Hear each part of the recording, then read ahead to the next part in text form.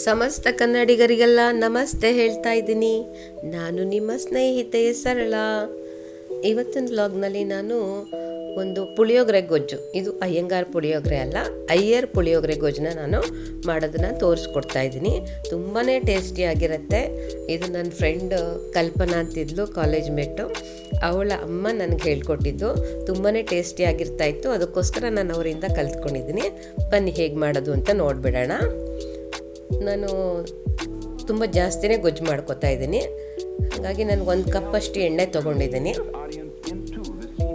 1 cup ಎಣ್ಣೆ ಕಾದ್ಮೇಲೆ 2 ಸ್ಪೂನಷ್ಟು ಸಾಸಿವೆನ ಹಾಕ್ಕೊಳ್ಳೋಣ.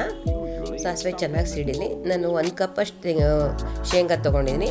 ಬಟ್ ಶೇಂಗಾನ ನಾನು ಈ ಸಮಯದಲ್ಲಿ ಹಾಕ್ಕೋತಾ ಇಲ್ಲ. ನಾನು ಆಮೇಲಿಂದ ಹುರಿದ್ಬಿಟ್ಟು ಅದರದ್ದು ಸಿಪ್ಪೆ ಎಲ್ಲ ತೆಗೆದು ಲಾಸ್ಟಿಗೆ ಹಾಕ್ಕೋತೀನಿ. ಹಾಗಾಗಿ ಇವಾಗ ನಾನು 2 ಸ್ಪೂನಷ್ಟು ಕಡಲೆಬೇಳೆ ಹಾಕ್ಕೊಂಡಿದ್ದೀನಿ. ಹಂಗೆ 2 ಸ್ಪೂನಷ್ಟು ನಾನು ಉದ್ದಿನ ಬೇಳೆನೂ ಸೇರಿಸ್ಕೊಂಡು ಒಗ್ಗರಣೆಯಲ್ಲಿ ಫ್ರೈ ಮಾಡ್ಕೊತೀನಿ. ಈಗ ನಾನು ಕರಿಬೇವಿನ ಸೊಪ್ಪು ಒಂದಷ್ಟು ಜಾಸ್ತಿನೇ ತೊಗೊಂಡಿದ್ದೀನಿ. ಹಾಗೆ ಗುಂಟೂರು ಮೆಣಸಿನ್ಕಾಯಿನ ತೊಗೊಳ್ತಾ ಇದ್ದೀನಿ. ಈ ಬೀಜನ ನಾನು ಇವಾಗ ಹಾಕ್ತಾ ಇಲ್ಲ. ನಾನು ಏನು ಮಾಡೋದು ಅಂತ ಆಮೇಲಿಂದ ಹೇಳ್ತೀನಿ. ಇದನ್ನು ನಾನು ಫ್ರೈ ಮಾಡ್ಕೊಂಬಿಡೋಣ.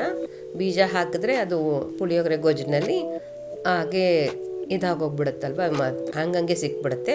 ಊಟದಲ್ಲಿ ಮೆಣಸಿನ್ಕಾಯಿ ಬೀಜನ ಹಾಗೆ ತಿನ್ನಬಾರ್ದು, ಅದು ಕರಳಿಗೆ ಅಂಟ್ಕೊಂಬಿಡುತ್ತೆ ಅಂತಾರೆ. ಹಾಗಾಗಿ ನಾನು ಹಾಕ್ತಾಯಿಲ್ಲ. ಇವಾಗ ಒಂದು ಸ್ವಲ್ಪ ಅರಿಶಿನ ಹಾಕ್ಕೊಂಡಿದ್ದೀನಿ. ಮತ್ತು ಹಾಗೆ ಒಂದು ಸ್ವಲ್ಪ ಕರಿ ಎಳ್ಳು, ಒಂದು ಸ್ವಲ್ಪ ಬಿಳಿ ಎರಡೂ ನಾನು ತೊಗೊಂಡು ಹಾಕ್ಕೋತಾ ಇದ್ದೀನಿ. ಎಳ್ಳು ತುಂಬಾ ಒಳ್ಳೆ ಟೇಸ್ಟ್ ಕೊಡುತ್ತೆ ಪುಳಿಯೋಗರೆಗೆ. ಹಾಗೆ ಒಣ ಕೊಬ್ಬರಿನ ತುರಿದು ಹಾಕಿದ್ರೆ ತುಂಬಾ ಚೆನ್ನಾಗಿರುತ್ತೆ. ನಾನು ಇಲ್ಲಿ ತುರಿದು ಹಾಕ್ಕೊಂಡಿಲ್ಲ, ಮಿಕ್ಸಿಗೆ ಹಾಕ್ಬಿಟ್ಟಿದ್ದೀನಿ. ನೀವು ಹಂಗೆ ಮಾಡ್ಕೋಬೇಡಿ, ನೀವು ತುರಿದು ಹಾಕಿ. ತುಂಬಾ ಚೆನ್ನಾಗಿರುತ್ತೆ. ಅದು ಎಳೆ ಆಗಿರೋದ್ರಿಂದ ಬಾಯಿಗೆ ಅದರದ್ದು ಸ್ವೀಟ್ನೆಸ್ ಹಾಗೆ ಚೆನ್ನಾಗಿ ಸಿಗುತ್ತೆ. ಇದು ಈಗ ಮಿಕ್ಸಿಗೆ ಹಾಕಿದ್ರೆ ಸ್ವಲ್ಪ ಬೆರ್ತೋಗೋ ಚಾನ್ಸಸ್ ಇರುತ್ತೆ. ಇವಾಗ ಹಿಂಗೆ ಹಾಕ್ಕೋತಾ ಇದ್ದೀನಿ. ಪುಳಿಯೋಗರೆ ಗೊಜ್ಜಲ್ಲಿ, ಅಯ್ಯಂಗಾರ ಪುಳಿಯೋಗರೆ ಗೊಜ್ಜಲ್ಲಿ ಬಹುಶಃ ಕಡಲೆಬೇಳೆ ಉದ್ದಿನಬೇಳೆ ಒಗ್ಗರಣೆಗೆ ಮಾತ್ರ ಹಾಕ್ತಾರೆ. ಇನ್ನೊಂದು ಬೇರೆ ಥರ ಮಾಡಿದವರು ಹುರ್ಗಡ್ಲೆನೂ ಹಾಕ್ತಾರೆ. ನಾನು ಆ ಥರ ಮಾಡ್ತಾಯಿಲ್ಲ. ಇದು ಅಯ್ಯರ್ ಪುಳಿಯೋಗರೆ ಗೊಜ್ಜು. ಬಟ್ ನನ್ನ ಫ್ರೆಂಡ್ ಮನೆ ಅಮ್ಮ ತೋರಿಸ್ಕೊಟ್ಟಿರೋದು ಅಂತ ಇದಕ್ಕೊಂದು ಸ್ಪೆಷಲ್ ಎಮೋಷನ್ ಇದೆ ನನಗೆ. ಈಗ ನಾನು ಶೇಂಗಾನ 1 ಕಪ್ ಶೇಂಗಾನ ಹುರ್ಕೊಂಡಿದ್ದೀನಿ. ಹಾಗೆ ನಾನು ಒಂದು ಕಿತ್ತಲೆ ಹಣ್ಣು ಗಾತ್ರದಷ್ಟು ಹುಣಸೆ ಹಣ್ಣನ್ನು ತೊಗೊಂಡು ನೆನೆಸಿಟ್ಕೊಂಡು ಬಿಸಿನೀರಲ್ಲಿ ಹಾಕಿ ಬಿಸಿ ನೀರಿಗೆ ಹಾಕ್ಕೊಂಡು ನೆನೆಸ್ಕೊಂಡಿದ್ದೀನಿ. ಅದು ಚೆನ್ನಾಗೆಲ್ಲ ಹಿಂಡ್ಕೊಂಡು ರಸ ತೆಕ್ಕೊಂಡು ಸೋಸ್ಕೊಂಡು ಕುದಿಯೋಕೆ ಇಟ್ಟಿದ್ದೀನಿ. ಈಗ ಇದಕ್ಕೆ ನಾನಿವಾಗ ಉಪ್ಪು ಮತ್ತು ಬೆಲ್ಲ ಎರಡನ್ನೂ ಹಾಕ್ಕೊಂಡು ಕುದಿಸ್ಕೊತೀನಿ. ಚೆನ್ನಾಗಿ ಕುದ್ದು ಇದು ಗಟ್ಟಿ ಆಗಬೇಕು. ಇದರಲ್ಲಿ ಹುಳಿ, ಉಪ್ಪು, ಸಿಹಿ 3 ಈವನ್ನಾಗಿ ಬೆರ್ತಿರಬೇಕು. ನಾವು ಹುಣಸೆಹಣ್ಣು ಮಾತ್ರ ಜಾಸ್ತಿ ಹಾಕ್ಕೋತೀನಿ, ಬೆಲ್ಲ ಕಡಿಮೆ ಹಾಕ್ಕೊಂಡಿರ್ತೀನಿ ಅಂದರೆ ಅಷ್ಟೊಂದು ಟೇಸ್ಟ್ ಬರಲ್ಲ. ಹಾಗಾಗಿ ಈವನ್ನಾಗಿ ತೊಗೊಂಡಿದ್ದೀನಿ ನಾನು. ಹಾಗೆ ಪುಳಿಯೋಗರೆ ಪೌಡ್ರನ್ನ ಇದರೊಳಗಡೆ ಹಾಕ್ಕೋತಾ ಇದ್ದೀನಿ. ಜಾಸ್ತಿ ತೊಗೊಂಡಿದ್ದೀನಲ್ಲ, ಹಾಗಾಗಿ ಸ್ವಲ್ಪ ಜಾಸ್ತಿ ಪೌಡ್ರನ್ನೇ ಹಾಕ್ಕೋಬೇಕಾಗತ್ತೆ. ಇದನ್ನು ಹಾಕ್ಕೊಂಡು ನಾವು ಬೇಯಿಸಬೇಕು ಅಂತ ಏನೂ ಇಲ್ಲ. ನಾನು ಜಸ್ಟ್ ಅದನ್ನು ಹೊಂದಿಸ್ತಾ ಇದ್ದೀನಿ ಅಷ್ಟೇ. ಒಂದು 3 ಕಪ್ಪಷ್ಟು ನಾನು ಪುಳಿಯೋಗರೆ ಪೌಡ್ರನ್ನ ತೊಗೊಂಡು ಹಾಕೋತಾ ಇದ್ದೀನಿ.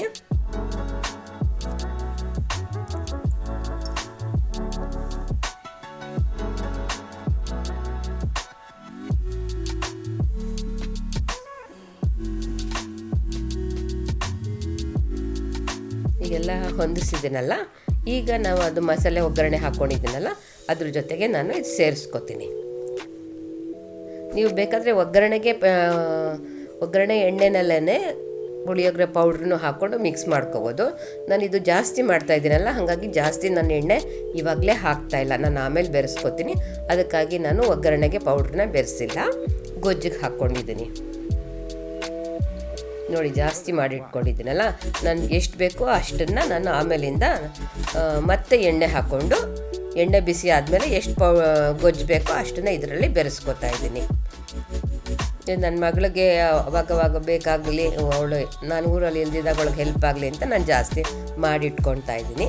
ನೋಡಿ, ಒಂದು ಕಿತ್ತಲೆ ಹಣ್ಣು ಗಾತ್ರದಷ್ಟು ಹುಣಸೆಹಣ್ಣು ನಾನು ತೊಗೊಂಡಿರೋದು, ಅದು ನಿಮಗೆ ತೋರಿಸ್ತಾ ಇದ್ದೀನಿ. ಈಗ ಬರೀ ಗೊಜ್ಜು ತೋರಿಸ್ಬಿಟ್ಲು ಪೌಡ್ರ್ ಮಾಡೋದು ಹೇಗೆ ಅಂದ್ಕೋಬೇಡಿ. ಈಗ ಅದನ್ನೂ ತೋರಿಸ್ತೀನಿ. 1 ಕಪ್ ಅಷ್ಟು ನಾನು ಧನಿಯಾ ತೊಗೊಂಡಿದ್ದೀನಿ, ಕೊತ್ತಂಬರಿ ಬೀಜ ಅಂತೀವಲ್ಲ ಹಾಗೆ ಧನಿಯಾನ ತೊಗೊಂಡು ಒಂದು ಸ್ವಲ್ಪ ಎಣ್ಣೆ ಹಾಕ್ಕೊಂಡು ನಾನು ಫ್ರೈ ಮಾಡ್ಕೊಂಬಿಡ್ತೀನಿ.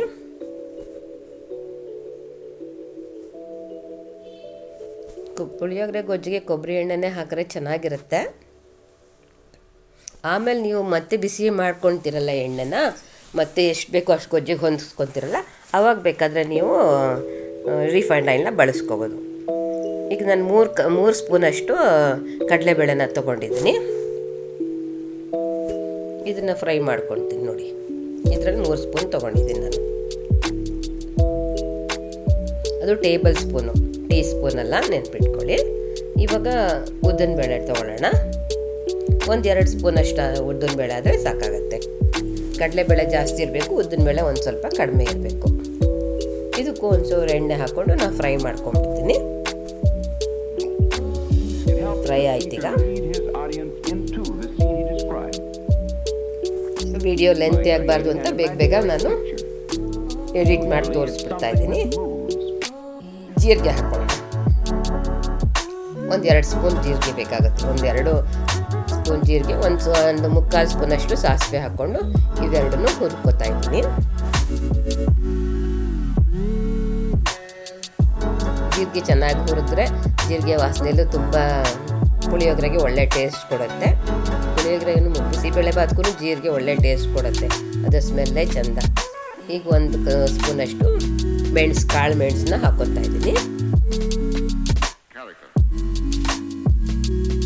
ಹಾಗೆ ಅಷ್ಟೇ 1 ಸ್ಪೂನಷ್ಟು ಮೆಂತ್ಯನೂ ಹಾಕ್ಕೋತೀನಿ. ಮೆಂತ್ಯದು ರುಚಿ ತುಂಬಾ ಚೆನ್ನಾಗಿರುತ್ತೆ ಪುಳಿಯೋಗರೆಗೆ.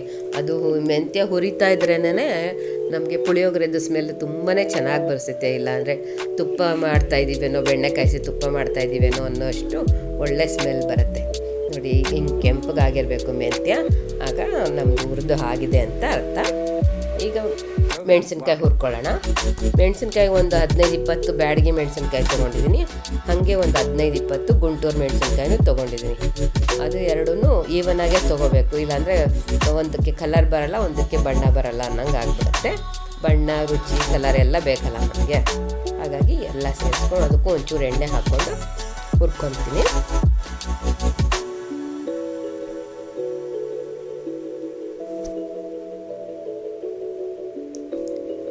ಇದು ಹುರಿದಾದ್ಮೇಲೆ ತಣಿಸ್ಬೇಕು.